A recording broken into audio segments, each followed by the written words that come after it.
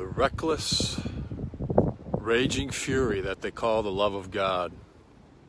On this third Sunday in Lent, perhaps you heard the story this morning about Jesus in the temple, cleansing the temple, clearing out the temple.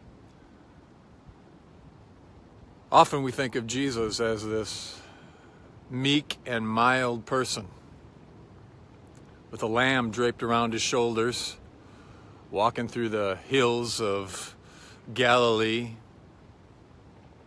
gentle, meek, and mild. But here in this passage,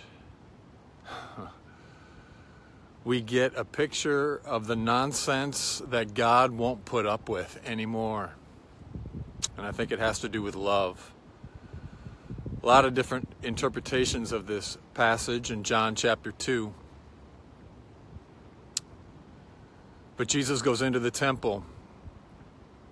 And it's not a clearing of the temple, it's an indictment on the temple. And in the outer court, called the court of the Gentiles, it's where the birds were, the animals, the items for sacrifice. And in that marketplace, it prevented people who wanted to get in touch with God from getting close to God. And Jesus clears it out. And to the people in power, the religious authorities, he has a word of warning. And he speaks it through his actions. I will not let anything stand in the way of the message and the love of God. The message about the love of God. Jesus is railing against injustice, religion that doesn't look out for the orphan, the widow, and the fatherless isn't worth anything. And religion that is concerned more about the ABCs of assets, attendance, building, and cash is indicted. See, Jesus is more concerned about justice than our worship, and about love. And Jesus, God, wants to get rid of anything in our lives, the institution of the church or in our own lives, that gets in the way of us experiencing and expressing the love of God. So this title for this message comes from a Rich Mullins song called The Love of God, and I'll put a link in it later on. The reckless, raging fury that they call the love of God. And I tell you what, the love of God is something I long desperately for, more than anything. And it's also probably something I'm fearful about more than anything. Because when I really experience the love of God, then I'll lose myself, and my ego fights it. To dissolve in the love of God, then I'll lose my ego. Then I'll lose who I really am. The love of God isn't safe.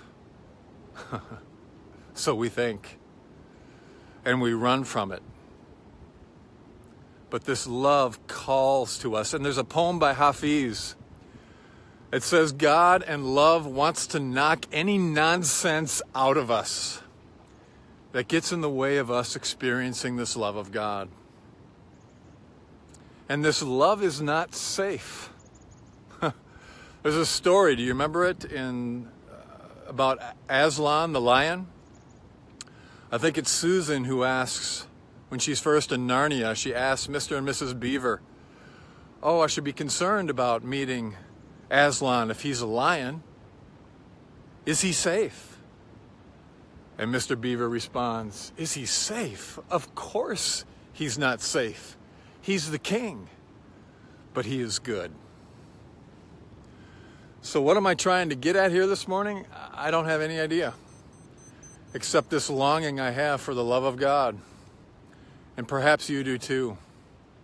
And God is pursuing us with a relentless, raging, reckless, longing, and furious love, inviting us to throw ourselves into the ocean of this love.